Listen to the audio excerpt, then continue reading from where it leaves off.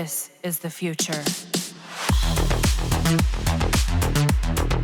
I'm really happy with the changes that the new crew is doing with Warframe right now, and I'm proud to be a part of the community that's continually supporting this long-time game that is turning into a golden masterpiece. I know there are still work to be done, and I'm not saying that this game is a masterpiece for all, because I know we have different opinion regarding Warframe, but, as a long-time player, I have seen what this game in the past, the problems in the game, and how Digital Extremes are slowly but surely fixing these problems, and adding things that the community wants while maintaining the balance in the game. It's like you get what you want, but we are still the developer and we are doing it on our terms kind of fix.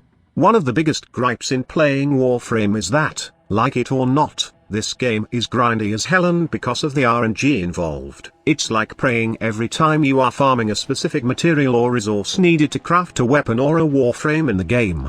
As time passes, Digital Extremes tried to fix this hellish grind by increasing the drop chance of items, but it proves to be a total failure. Even with increased drop rates, still, some of the rarest materials in the game were put into loot tables that are overcrowded with other materials, and the rarity of these things become annoying to farm.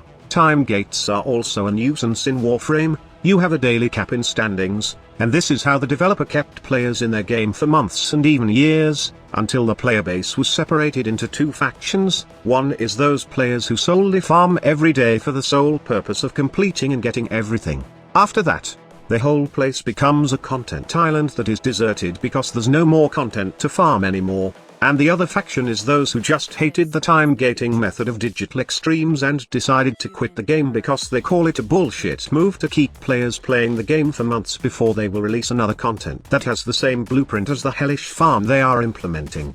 We were forced to play a game wherein we pray to RNG source, or play another day to get the rewards that we want. But that stopped when Heart of Deimos arrived, and Digital Extremes added this system called the pity system. The idea of this reward system is simple. If you don't get the material by farming missions and praying that it will drop from the enemies, or the reward pool after finishing each mission, then you can buy them out with standings in the vendor, which by the way, you can also collect during the mission. So basically, if you still don't have what you want for so many tries, then you have the option to just collect standing points to buy them out in the NPC. Another great rewarding system that Digital Extremes did recently is the scaling rewards in endless steel path fishes such as survival and defense missions. Aside from that, they also added a couple of nifty rewards in the pool that it seems like you will be bombarded with rewards when you decide to go for a couple of hours with an endless run. It's not mandatory, but it will be more rewarding if you do so.